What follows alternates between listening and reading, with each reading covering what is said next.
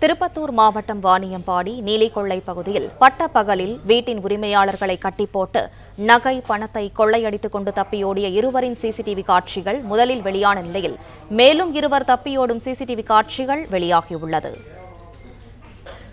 கூடுதல் விவரங்களை செய்தியாளர் விஜயகுமார் வழங்க கேட்கலாம். விஜயகுமார், வணக்கம். மேலும் விவரங்களை சொல்லலாம். வணக்கம். திருப்பத்தூர் மாவட்டம் வாணியம்பாடி நீலிகொள்ளை பகுதியை சேர்ந்த தோல் தொழிலதிபர் இம்தியாஸ் அகமது, இவருடைய மனைவி சபிதா குல்சும், இவர்கள் இருவரும் பிள்ளைகள் வெளிநாட்டில் வசித்து வரும் நிலையில் வெளிநாட்டிற்கு சென்றிருந்ததாகவும் பக்ரீத் பண்டிகையை முன்னிட்டு சொந்த ஊருக்கு வாணியம்பாடிக்கு வந்த நிலையில் இந்த இரண்டு பேரும் மூத்த குடிமக்கள் முதியவர்கள் இவர்கள் வீட்டில் தனியாக வசித்து வந்துள்ளனர்.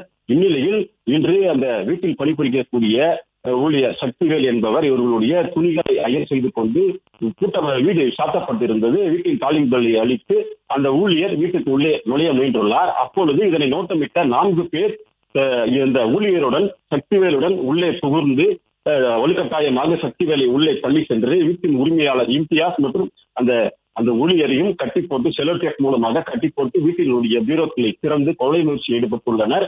அந்த சமயோஜித புத்தியை பயன்படுத்தும் விதமாக அந்த சசிதா குல்சும் அவர்கள் அந்த வீட்டினுள்ளே அந்த பீரோவை திறந்து கொள்ளையர்கள் திருட முயற்சி செய்து கொண்டிருந்த பொழுது உடனடியாக வீட்டிற்கு வெளியில் வந்து சட்டம் போட்டு அக்கம் பக்கத்தினரை கூப்பிட்டதை தொடர்ந்து அக்கம் பக்கத்தில் இருந்தவர்கள் திரண்டுள்ளனர். இதனை தொடர்ந்து 4 திருடர்களும் வீட்டிற்கு வெளியே வந்து வீட்டில் இருக்கக்கூடிய தெற்கு பகுதியில் இருக்கக்கூடிய முகமது அலி பசார் வழியாக 2 திருடர்கள் அவசரமாக ஓடக்கூடிய காட்சிகள், சிசிடிவி காட்சிகள் வெளியானது.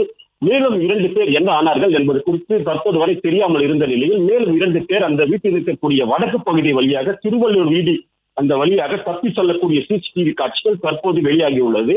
பட்டப்பகலில் ஒரு வீட்டில் முதியவர்கள் தனியாக இருப்பதை நோட்டமிட்டு 4 பேர் அந்த வீட்டில் கொள்ளை முயற்சியில் ஈடுபட்ட சம்பவம் வாணியம்பாடியில் பரபரப்பை ஏற்படுத்தியுள்ளது.